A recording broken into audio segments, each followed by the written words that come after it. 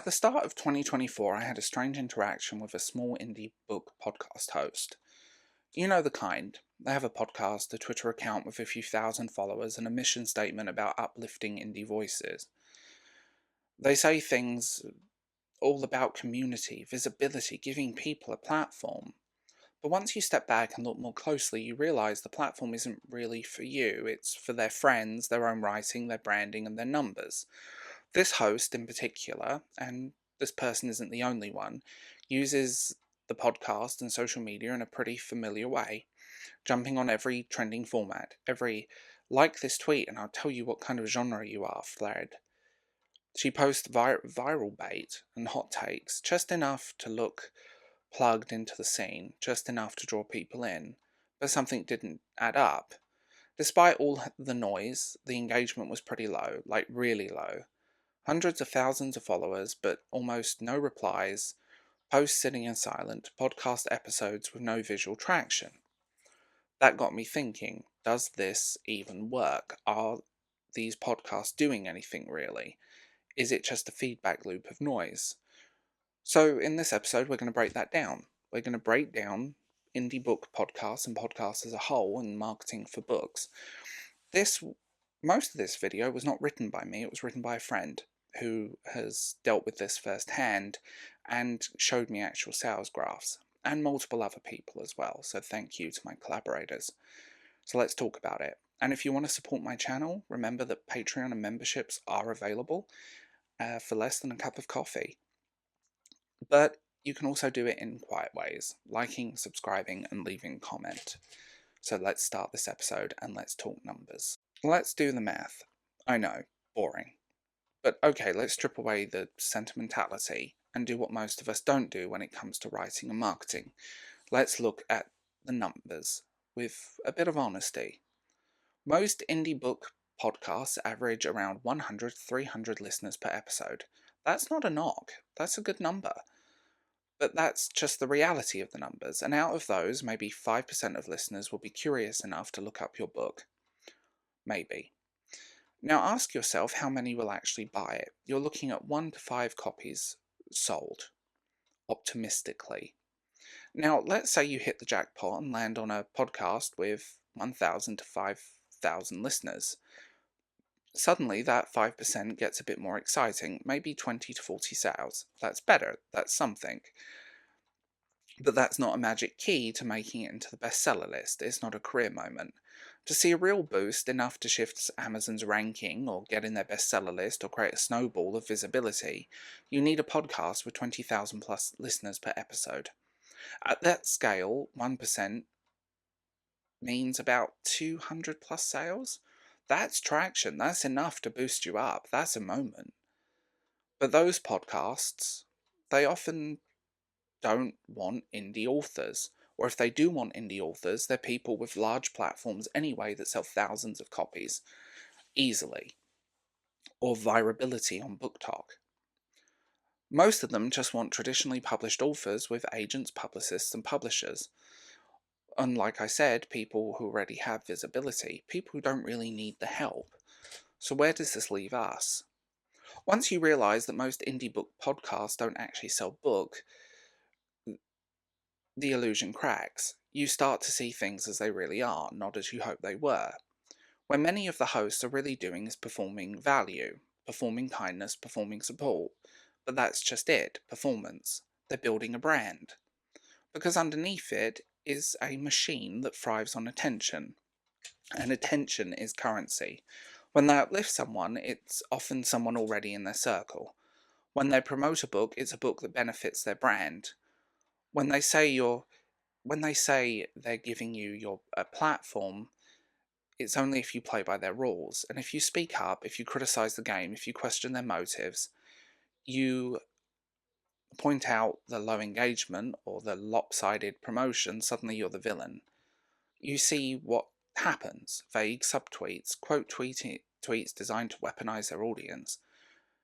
Can't believe people are so entitled narrative. Or you're a bully. Followers jump on this bandwagon and dismiss you. That's not community, that's reaction abuse. baiting you into defending yourself so they can claim that you're attacking them. And a lot of their followers, they're just writers desperate to sell a few books, to be seen, to belong. They don't realise they're being used. Most of them are desperate to sell a few copies, because honestly, most of us want to believe that people care, when really it's just about their own brand and their own marketing. Okay, patterns repeat. Just ask Rachel Marie. This isn't a one-off, it's a pattern, a cycle. It's not just podcasters, it's YouTube channels, Discord groups, TikTok trends, writing collectives. Every few years, someone rises in the scene, builds a identity around helping, air quotes, others, and then melts down in real time. One of the clearest examples is Rachel Marie. She was a well-known booktuber. She was constantly talking about small writers and books that don't get attention, about fairness, about transparency. She seemed to care, but behind the scenes it was different. She blocked people for small disagreements, picked fights, made paranoid posts, and paranoid private messages. She made paranoia her brand, accusing people, isolating people, and eventually even her closest friends couldn't defend her anymore. She also made multiple accounts to troll people, stalk people. It was gross. She was one of my biggest trolls. And you can look up that video, it's old, but it's on my channel. My experiences with her. And one day, when everything just turned on her completely, she deleted everything, vanished, her website, her channel, her presence was gone. Everything in one swoop. The scary part isn't that it happened, it's how familiar it feels, because we've seen the same behaviour, the loyalty tests, the performative kindness, the gatekeeping just wrapped in new branding, new podcasts, new channels, new usernames. Most of these people don't care about indie publishing. They care about being seen as the face of indie publishing, and they burn people to stay visible.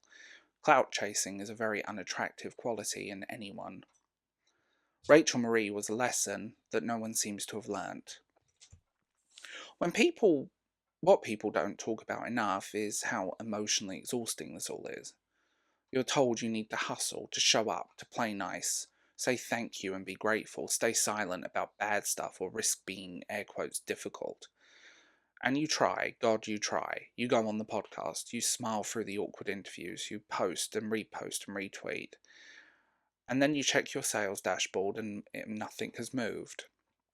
You're still invisible, you're still broke, and you're still waiting to feel like it was all worth it. Meanwhile, the people who told you this is how it worked are basking in your retweets, your shares, and your unpaid labour.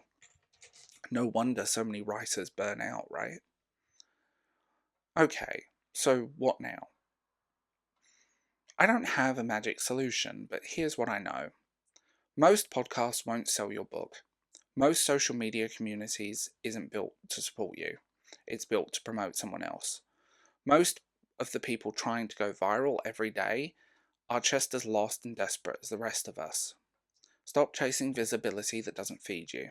Stop letting others define what success looks like. Stop pretending the game is fair.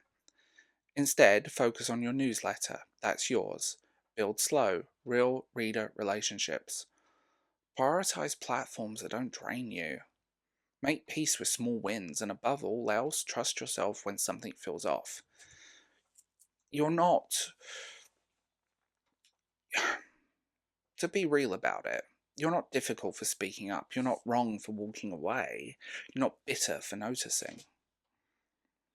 And I was going to use a different word there, but I thought I might get in trouble with YouTube. The dream of indie publishing has always been about freedom, about control, about creating something real without the gatekeepers. But along the way, we built new gatekeepers. We let podcasters, influencers, self-styled community leaders take up too much space. We let fear of missing out become the reason we stay quiet. Maybe it's time we stop pretending. Not everything that looks like community is community. Not everyone who preaches kindness is kind. Not every platform deserves your energy. If the house is built on lies, let it burn. So if you enjoyed this episode, remember to like, subscribe, and tell me what you think in the comments below. And remember, membership and Patreon for the small cost of a cup of coffee is available.